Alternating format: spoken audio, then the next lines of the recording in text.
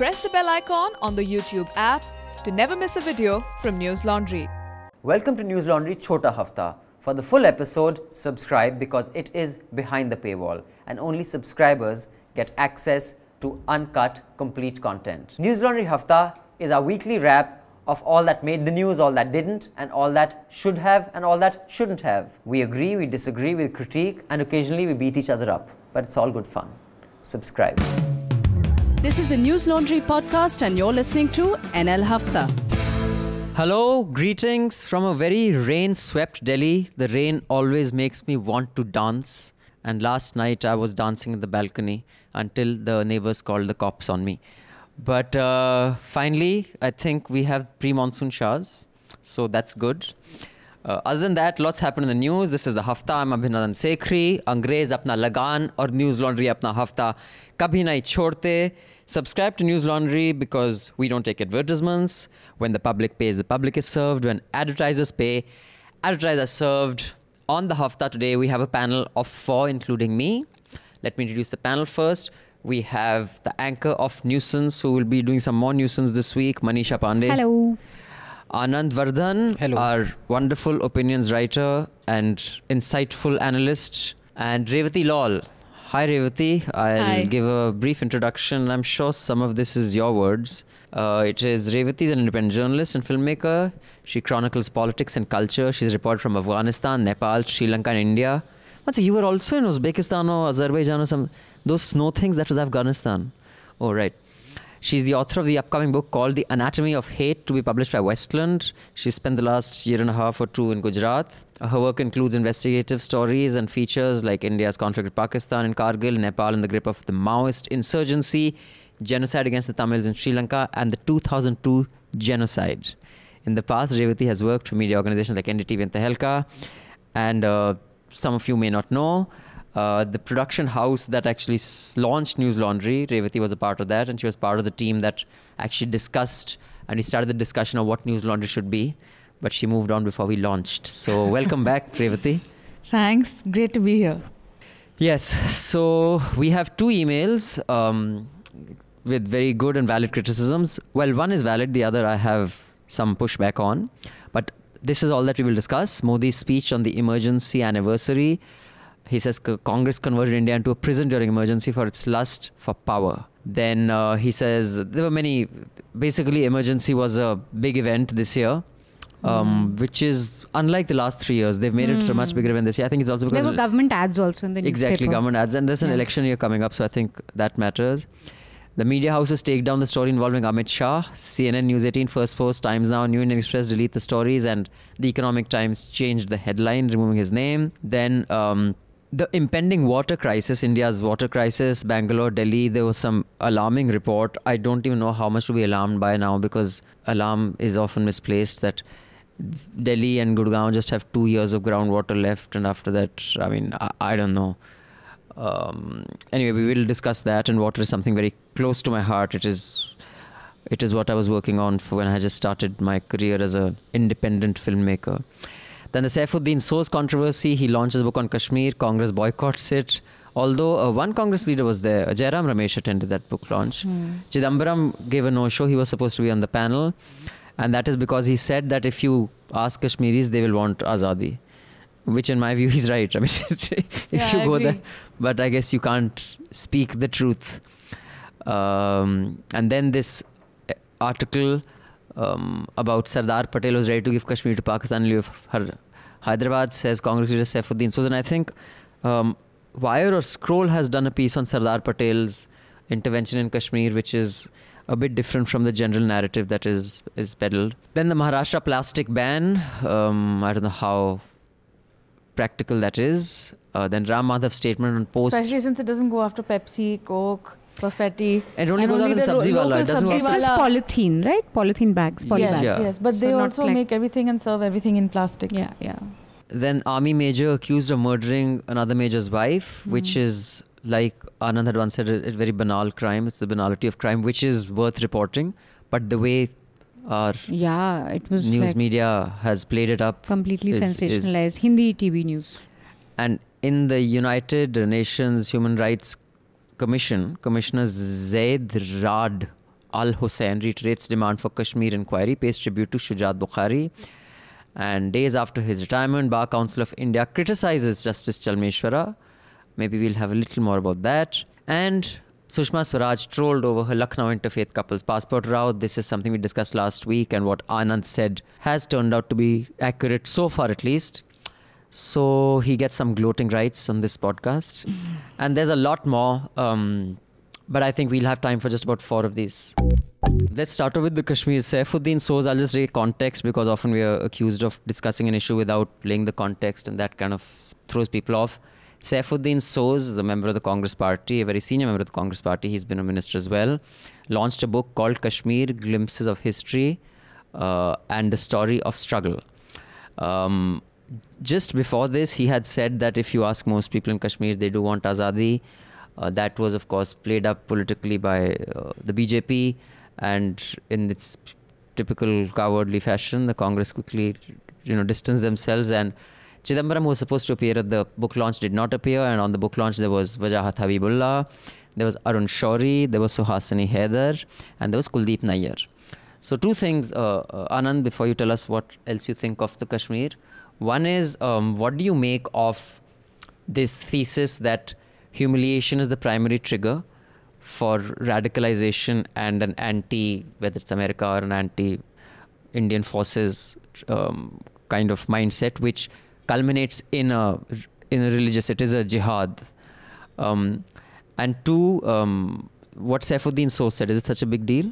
And I think there is no one single trigger for aligning yourself with identity politics. Yes, that's correct. There could be many. It could be just a revolt of historical memory against an imposed modernity. And our definitions of modernity have generally, I think, negated the importance of historical memory. And when we think about conservative thought, means conservative thought is basically conservation. It says that individual may be stupid, but a species is not. Community is not stupid. Individual may be. Sure. So, right. So it tries to have a continuity of historical memory, and just by an imposed modernity, you cannot negate it. So identity politics for some also has roots in this kind of complex psyche. Sure. So humiliation may be a catalyst of it. So it may just be something that what you can say entrenches historical memory in the personality. So Kashmir thing now, moving on to Kashmir thing,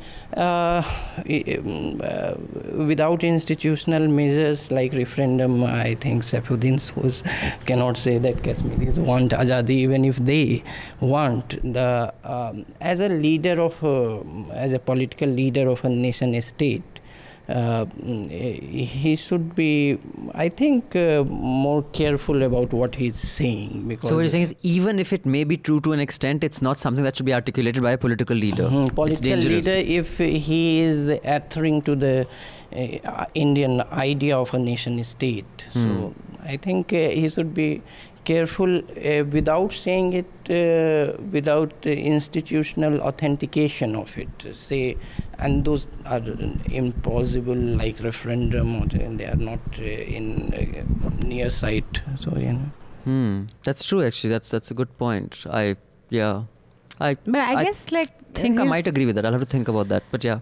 I mean, I guess he's making those comments more as an author than a I mean, I think he's wearing an author's hat when he says that most Kashmiris want referendum. But he's a politician of stature. He is, but I guess like when you're writing a book about something, you sort of then switch roles into, I guess he has to keep in mind that he's a politician, but then I guess he's also speaking from the point of view of his book as someone who's studied the state or is talking about the state or the history and all that.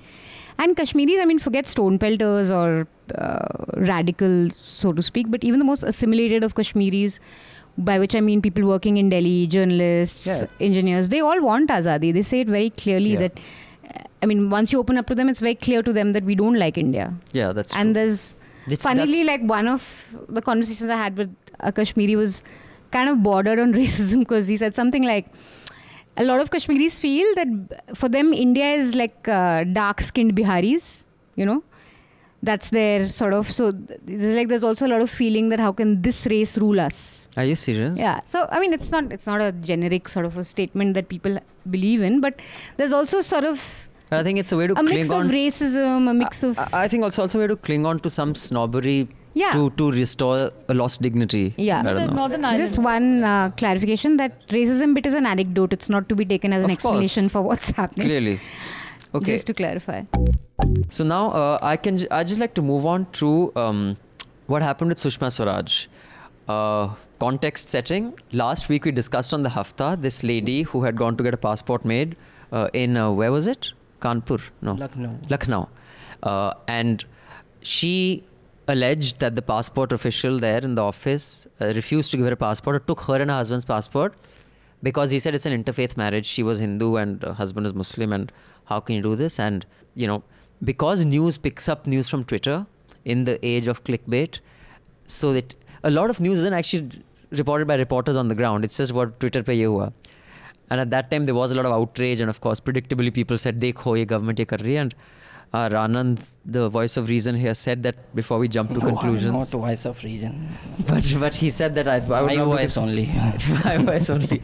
He said this could just be the most obvious bureaucratic inefficiency that is just so commonplace in India. On the part of citizen, when their work is not done, it is not expedited or done smoothly, they sometimes out of frustration make bizarre allegations. So it so happens that so far with the evidence that has come after reporters visited on the ground, that the form actually says that have you ever held an alias, a name before? And if you have held a name before you changed your name, you have to put that name. This woman refused to put it for whatever personal reasons, and he said you have to put it because we have to know if you had an earlier name, there was an earlier identity which you're changing. And then it was not a case of bigotry, at least so far. Also her address was found fake. So there were, She wasn't living where she had. So there were, although I'm not sure that is of consequence, because you can be living, you can have a permanent address. Army personnel and personnel of central police organizations and students. Okay, they can, but others have to. Others have to live in that place at least. But more importantly, if you have had a name earlier, you have to fill that. There is a column for that, and she didn't fill that.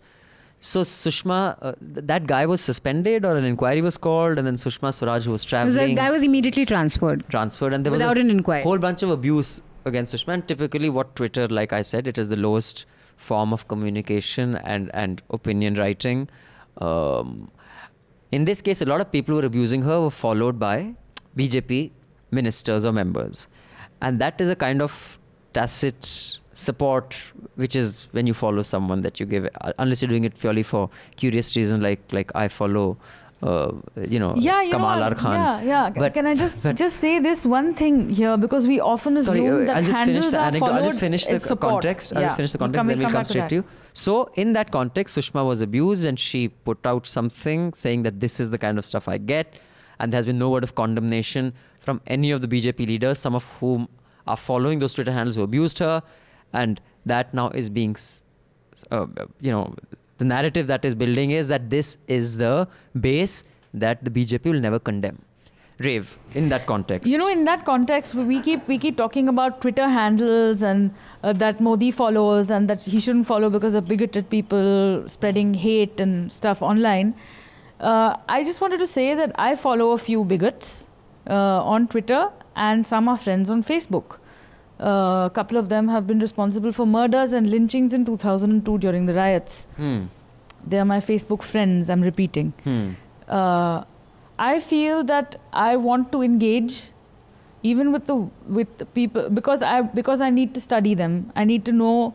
I feel compelled to know for my own private, perverse and also public political reasons. Of course they are, and I'm completely, it has to be a two-way process as a journalist. So I'm completely open with them, and I also get refreshing honesty and openness from them as well. However twisted it is what it is. And so I think we impute a little too much. We take it too seriously. This whole business of who our political leaders follow. Yes, they need to be a little less. They need to put some distance between endorsing someone. But I think we also are giving them too much heft when we say, "Oh, can you stop following this?" Why should it matter? Why should we care? Why do we want validation from those places in any case?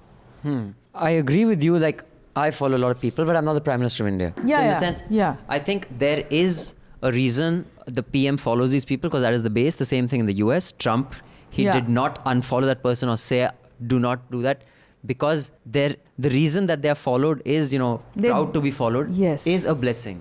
So I disagree with you on the judging them for following it. I think they have to be judged on for following them. I have an announcement to make. We have the Media Rumble coming up. Media Rumble 2018. Those of you who attended Media Rumble 2017 know what we're talking about. Last year it was at the Bikaner House. This time it's at India Habitat Center. We have speakers coming from the world over and the nation over, because our nation is as big as a continent, talking about news, journalism, the economics of news, investment, technology. And we have some really fantastic speakers. Raju Narisetti is coming. And we have Francesca Panetta. I'm always wondering if I pronounce the name correctly.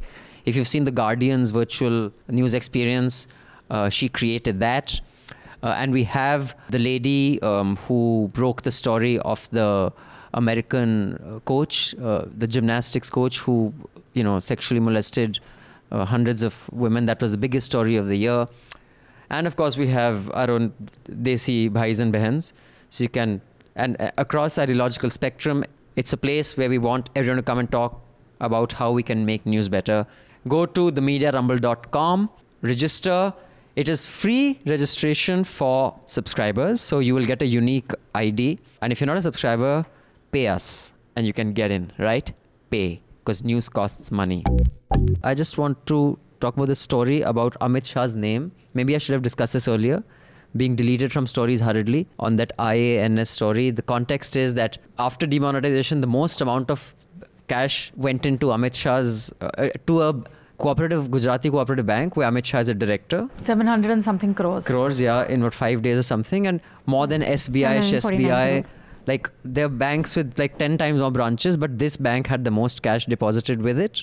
And because Amit Shah is associated with that bank, it does raise eyebrows. And this story was based on RTI, so it wasn't speculation. It wasn't incomplete reporting like that earlier Wire story, which I can understand why people had problems with it. This was based on RTIs, and it was an all RTI numbers. response, and it was an agency copy. Yeah. It wasn't like a very innocuous. And this actually circles back to the whole thing about the emergency. Yes, we're not in the emergency, but such fear by such large news organizations of the establishment is something that is new. To this extent, it was also there in the UPA time. No one carried Vadra's name till Arvind Kejriwal gave that press conference. But it wasn't so major now. Ki bhai, people are so shit scared that quickly, and of course technology has moved in the last 5 years. And I think it is doubly ironic that the same week, Arun Jaitley was talking about how she was such a dictator and freedom of press and all that. And everyone jumped onto his back, by the way, on Twitter saying, "Oh, the chickens have come home to roost." Are you talking about yourself and your own party? A lot of people said that to him. So,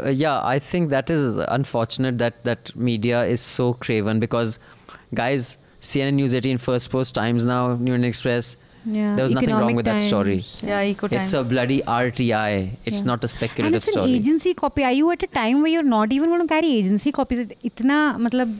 हमारे दर्शकों को बताइए agency copy क्या होती है?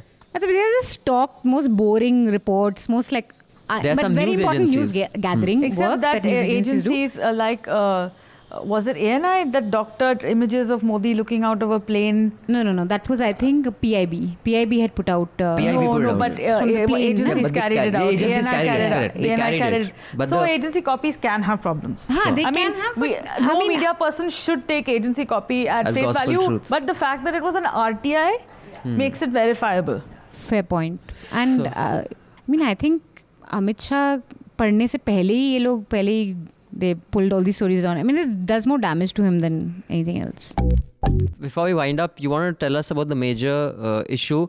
I thought of this pun-filled sentence that Revati can again look at me with disdain and say, what a jackass. So this story about the major is a general problem with a kernel of truth. Okay, sorry. Tell us, Manisha. As bad as Aaj Tak. As bad as Aaj Tak, she says. No, nothing. It was just highly sensationalized, and one would have thought that after the whole Sridevi, shaming that they received for that Maut Ka Bathtub and all that shit, they would have gotten their act together. But both ABP and Aaj Tak were completely... they ran this headline, Do Major, Ek Mehbooba, and she's not even a Mehbooba. She's... Yeah. One doesn't know anything, and teen girlfriend thi Major ki. And then she's a very beautiful woman, this lady who was killed. So then, like, 5-6 minutes of her doing yoga or her old videos, वो सूर्य नमस्कार करती थी, बहुत ही चुलबुली थी, बहुत ही लोगों से मिलती थी, मिलनसार थी, ये थी वो थी.